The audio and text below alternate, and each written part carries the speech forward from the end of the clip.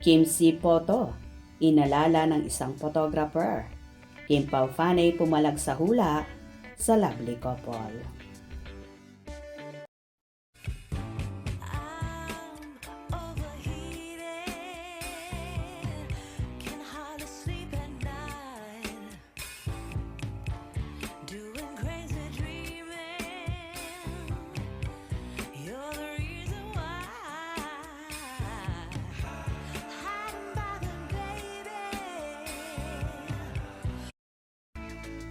How time flies ha?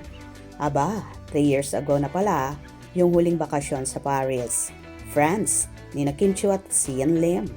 Shinare kasi ng Paris photographer na si Sherwin De Leon ang pic na kasama niya ang Kim Z sa may Eiffel Tower. Sa ilang ni Sherwin sa kanyang post, 3 years na pala ito. Sa picture ang saya-saya pa ni Kim at Sian. Si Kim naka-thumbs up pa at naka-smile. At si Sian naman ay super smile rin. Kung ang picture na yon ang pagbabasihan, ay masasabing sobrang saya pa ng Kim C at parang malabong maghiwalay. Pero fast forward nga, matagal na silang hiwalay at si Sian ay nakamove on na at very open na sa relasyon niya kay Irish Lee, isang producer sa Viva. Si Kim naman kahit hindi pa umaamin sa sinasabing relasyon nila ni Paolo Avellino ay mukhang happy rin sa kanyang buhay ngayon.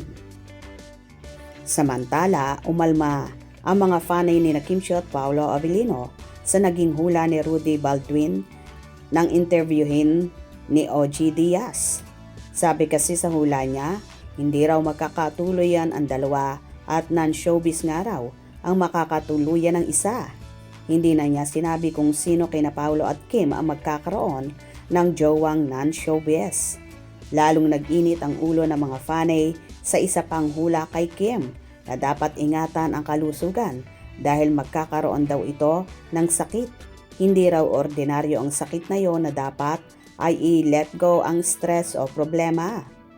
Kaloka nga ang sabi na magkakasakit ito na parang nalulumpo, na parang manika na plastic na pag sinalang sa apoy ay unti-unting nalulusaw.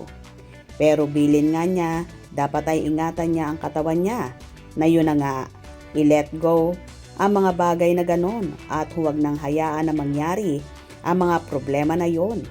Siyempre nag-react ang mga fanay sa ex. That prediction is obvious, pang clout and views lang. And if ever they end up with someone outside showbiz, it just means one of them decided to leave the industry. So still sila pa rin. Yes, na-predict ko na sila till the end. Grabe, 2026 na. Ganyan pa rin ang mindset nyo. That's so evil. God and prayers are more powerful. Dapat hindi pinaniniwalaan yan. Sorry, but no one can predict in our life or future. Magtiwala tayo sa Diyos, hindi sa manghuhula. Pray, then ingat. I rebuke all the negative energy. Si Lord lang ang nakakaalam sa buhay natin. May naniniwala pa ba sa hula? Kaloka yan. O diba? Kaloka nga. Ang mga pasabog na kumakalat na balita ngayong pagpasok pa lang ng taong 2026 kung saan nga binalikan nitong si Sherwin De Leon ang larawan ng Kim C. At ngayon naman ay kinokontra ng Kim Pao Fanay ang hula ni Rudy Baldwin para sa dalawa. Hope you enjoyed. Please subscribe for more info.